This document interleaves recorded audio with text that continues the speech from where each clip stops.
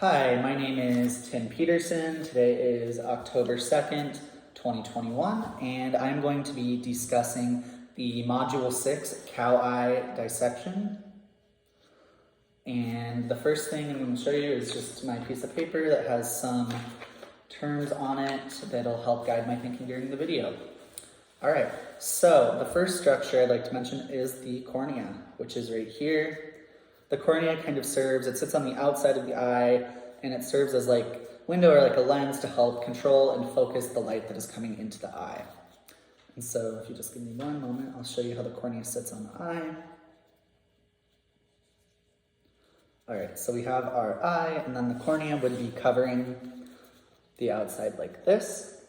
And then on the inside of the eye, below the cornea, we can see this black structure, which is the iris.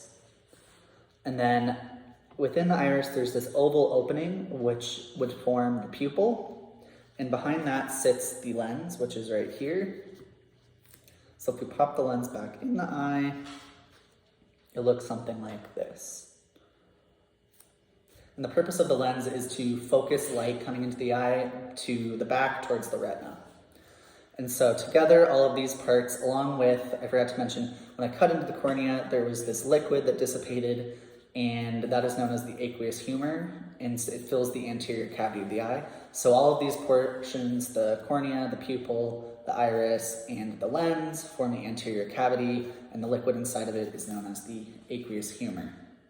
So moving on, we have the posterior cavity of the eye, which you can see is right here.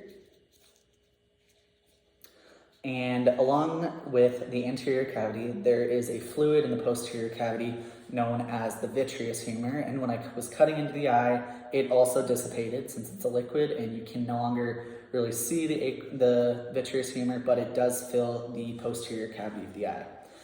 And some portions that I'm going to talk about now include this layer on the outside. It's called the sclera. And then the next portion, this black part right here, is the carotid. And finally, as we can see in the back part of the posterior cavity, this little thing that's kind of, I believe it got broken when I was dissecting or something, or it became detached, but that is the retina in the very back of the posterior cavity of the eye. And so that forms the posterior cavity, and on the very back of the eye, we have this part right here that you can see. I'm touching, that is the optical nerve. And the optical nerve would obviously carry the signals or the input information from the eye to the brain. And so together that makes up the cow eye dissection. Thank you.